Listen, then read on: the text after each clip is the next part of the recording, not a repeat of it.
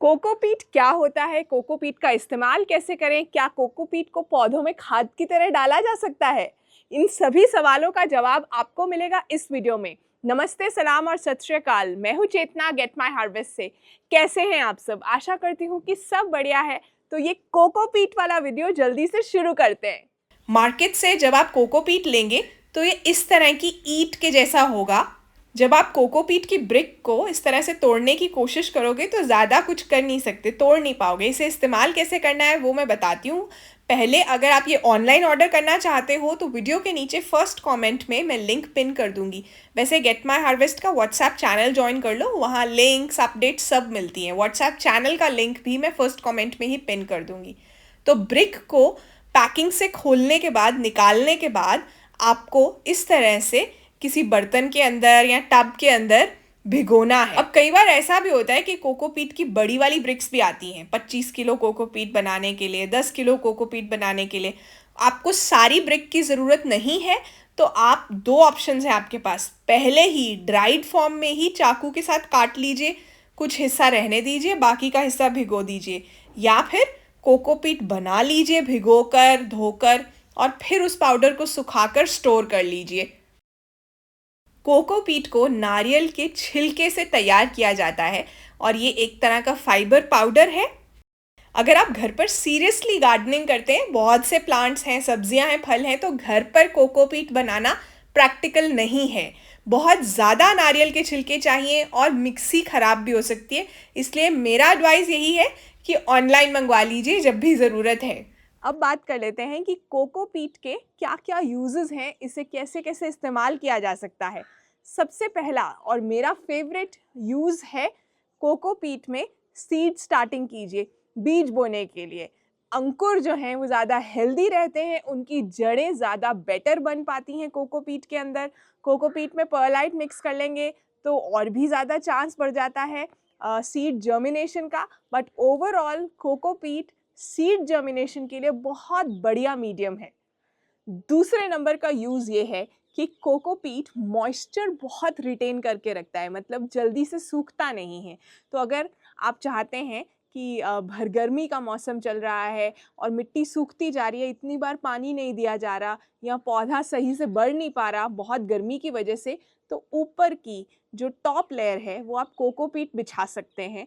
आपको कहीं ट्रैवल करना है तब भी आप गीला कोकोपीट जो है वो गमले के ऊपर बिछा दीजिए। 1-2 दिन तक तो काफ़ी हेल्प मिल जाएगी आउटडोर में। और क्या होगा कि मिट्टी, नीचे की मिट्टी जल्दी सूखेगी नहीं, पौधे की ग्रोथ बेटर होगी। तो दूसरा इस्तेमाल जो कोकोपीट का है वो है सॉइल में मॉइस्चर रिटेन करने का, यानी मिट्टी को ज़्यादा देर गीला रखने का। कोकोपीट का तीसरा यूज़ है कटिंग्स शुरू करने के लिए। मिट्टी में कटिंग्स उगाने की बजाय अगर आप कोकोपीट में उगाएंगे तो सक्सेस रेट का चांस बढ़ जाता है। अब ये देखिए, ये मेरा रोज़मेरी का पौधा है जो कि कटिंग्स हैं, जो कि इस्टेब्लिश हो चुकी हैं। और यहाँ पे आपको प्रूफ मिल जाएगा। आपको दिख रही हैं जड़ें, कितनी सारी जड़ें आई हैं उन कटिंग्स में से।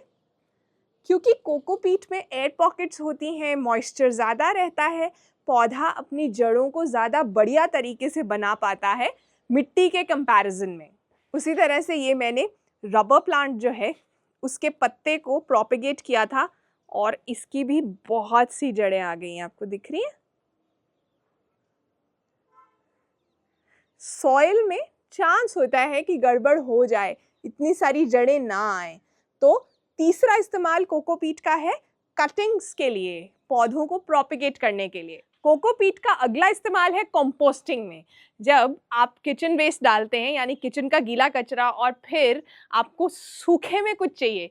कोई कोई मौसम में ऐसा होता है, जैसे आजकल अब बरसात होकर हटी है, सूखे पत्ते नहीं हैं, तो ब्राउन्स के तौर पर कोकोपीट को डाला जा सकता है। एक तो कंपोस्ट का बैलेंस ठीक रहता है, स्पेशली जब आप कंपोस्टिंग में बिगिनर हैं तो कोकोपीट का इस्तेमाल ज़रूर कीजिए। कंपोस्ट जो है अच्छे से बन पाती है। मुझे नज़र आ रहा है कि हमारे शिमला मिर्च के पौधे में बहुत सी शिमला मिर्च यानी कैप्सिकम आ रही है, यहाँ पर भी, छत पर भी, नीचे ज़मीन में भी।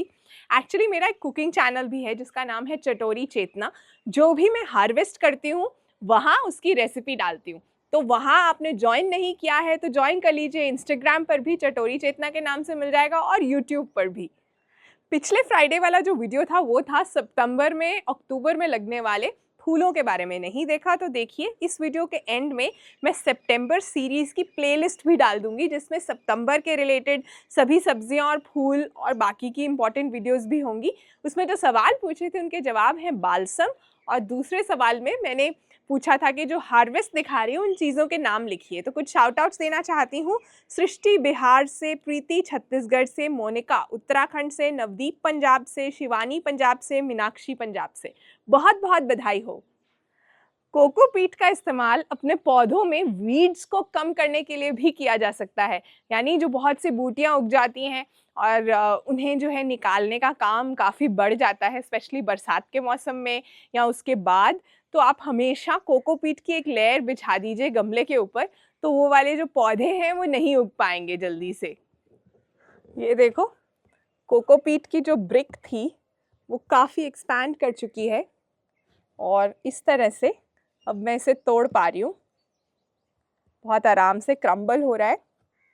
कुछ मार्केट्स में इस तरह से गीला कोकोपीट भी मिलता है, यानी ब्रिक को एक्सपैंड करने के बाद इस तरह से गीला मिलता है। वेट के हिसाब से वो आपको बेचते हैं, बट मुझे ऐसा लगता है कि आप ड्राइड ब्रिक लो, वो बेटर है। अपने हाथ से आप इसे एक्सपैंड करवा सकते हो, जैसे मैंने दिखाया था। पहले पानी डालना है, फिर उसके बाद उसे थोड़ी देर भीगा रहने देना है और ब्रिक जो है वो आराम से इस तरह से बिखरनी शुरू हो जाएगी। अगले हफ्ते के वीडियो में शाउट आउट के लिए आप मुझे किसी ऐसे पौधे का नाम बताइए जिसमें ब्रांचेस यानी टहनियाँ नहीं होती।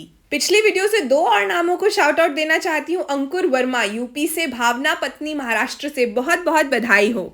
कुछ लोग ये भी कहते हैं कि इसमें ज़्यादा पानी डालकर 2-3 बार धोना चाहिए, फिर गार्डनिंग में यूज़ कीजिए। मैं ऐसा नहीं करती हूँ, इसलिए मैं आपको भी रिकमेंड नहीं करूँगी। अगली वीडियो में शाउट आउट के लिए दूसरा सवाल ये है कि इस प्लांट का नाम लिखिए। देखिए कितने खूबसूरत फूल भी आए हैं इसमें। जब भी आप आंसर्स देते हैं ना, अपना नाम और शहर ज़रूर लिखिए साथ में।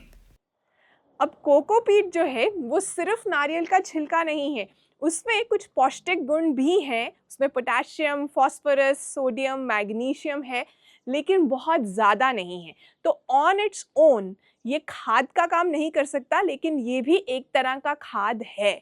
स्पेशली जब आप बीज बो रहे हैं और सीडलिंग बनना है, अंकुर निकलना है, उस टाइम पर जिन चीज़ों की ज़रूरत है वो सब कोकोपीट से मिल जाता है। लेकिन एक इस्टेब्लिश्ड बड़े पौधे के लिए जो चीज़ें चाहिए वो सब कोकोपीट से नहीं मिलेगा। इसलिए आपको घर में बनी हुई कंपोस्ट या गाय के गोबर की खाद या वर्मी कंपोस्ट कुछ भी साथ में ऐड करना पड़ता है। जैसे छोटे बच्चे के लिए दूध काफ़ी होता है ना शुरू के कुछ महीनों के लिए, लेकिन फिर धीरे धीरे से डॉक्टर्स बोलते हैं कि अब आप दाल का पानी, चावल का पानी, खिचड़ी, फिर धीरे धीरे से केला, ये सब शुरू कीजिए। इसी तरह से जैसे जैसे पौधा बढ़ता जाता है, सिर्फ कोकोपीट सफिशिएंट नहीं है। तो यहाँ आपके उस सवाल का भी जवाब आ गया जिसमें आप पूछते हैं कि क्या सिर्फ कोकोपीट में पौधे उगाए जा सकते हैं?